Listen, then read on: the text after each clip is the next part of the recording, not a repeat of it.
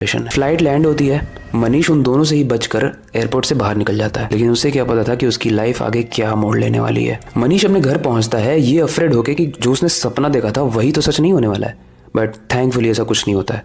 वो घर पहुंचता है तो सब कुछ नॉर्मल होता है, सब लोग एंजॉय करते हैं, सब लोग बहुत खुश होते हैं मनीष के आने से। लेकिन अगले दिन जब मनीष अपने रूम से उठता है तो उसे फिर वही स्मेल आती है, वही सेम स्मेल जो उसे प्लेन में फ्लाइट में आई थी। और अचानक से मनीष को सब कुछ याद आने लगता है कि उसके साथ फ्लाइट में क्या हुआ था। तभी अचानक से मनीष देखता है कि उसके हाथ से खून बह रहा था, जैसे किसी ने उसका हाथ काट दिया हो। तभी उसे याद आता है कि सपने में उस बच्चे ने मनीष के हाथ पर ही चाकू मारा था। मनीष जब ये बात घर वालों से बताता है तो घर वाले एक तांत्रिक को बुलाते हैं और वो तांत्रिक उसे बताता है कि प्लेन में जो इंसिडेंट आपके साथ हुआ है, उन बूढ़े हस्बैंड वाइफ ने आप पर ब्लैक मैजिक कर दिया था, काला जादू कर दिया था, जिसकी वजह से आपके साथ ये सब कुछ हो रहा है। उस बच्चे की पानी में डूबकर मौत हो गई थी और इसी से रिलेटेड उन दोनों ने कुछ काला जादू तुम पर किया है, लेकिन इसका आंसर और उसका सोल्यूशन उस तांत्रिक के पास भी नहीं होता है। मनीष बहुत हेल्पलेस था, लेकिन कुछ दिनों के बाद उसको ये सपने आने बंद हो जाते हैं। तभी उसके घर में एक बहुत खुशी का माहौल होता है। उसकी वाइफ एक लड़के को जन्म देती है। खुशी में बच्चे को लेकर जब मनीष के पास आया गया और बोला गया कि तुम बाप बन गए हो, तो मनीष ये सुनकर बहुत खुश हुआ। लेकिन जैसे ही मनीष ने उस बच्चे को देखा, मनीष की रूह कांप गई, क्योंकि मनीष के बच्चे पर सेम वही निशान था जो उसने अपने सपने में उस बच्चे के माथे पर देखा था।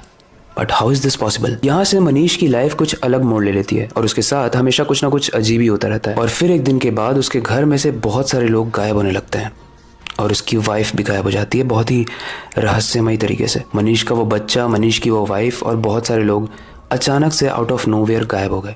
मनीष को इसका कोई आंसर नहीं मिला और ना कोई तांत्रिक इसकी हेल्प कर पाया।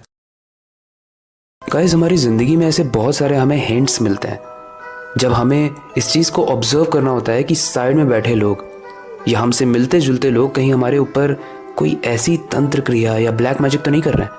क्योंकि हो सकता है हम इन चीज़ों को ना माने, बट व्हाट इफ ये चीज़ें सच में होती हो? क्या इतना ज़्यादा रिस्क लेना सही है? वेल, आप भी शेयर कर सकते हो आपकी कोई ऐसी स्टोरी है। क्या आप ब्लैक मैजिक में मानते हो? आप मुझे कमेंट सेक्शन में ज़रूर बताना, क्योंकि मुझे ऐसा लगता है, शायद हो सकता है, मैंने देखा नहीं है बट शायद ये चीज़ें होती हैं। बंगाल के मेरे बहुत सारे दोस्त एक रियल इंसिडेंट बताते हैं जिस पर मुझे काफ़ी हद तक बिलीव होता है, क्योंकि उनके घर में सही में वो लोग गायब हो गए उस इंसिडेंट के बाद। तो मैं बस यही कहूँगा कि आप जहाँ भी जाते हो, जिससे भी मिलते हो, उसको ऑब्जर्व अच्छे से किया करो कि कहीं कुछ गड़बड़ तो नहीं करने वाला है वो आपकी लाइफ में, क्योंकि उसके बाद कई बार हो सकता है आप हेल्पलेस हो जाओ। एटलीस्ट इस कहानी से तो हमें यही सीखने को मिलता है।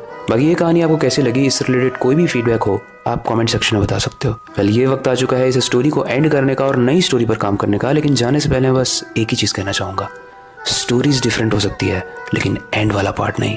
तो अपनी क्यूरियोसिटी को डाई मत होने देना, नई चीज़ें सीखते रहना अपने बेड के नीचे और खिड़की के बाहर ज़रूर देख लेना।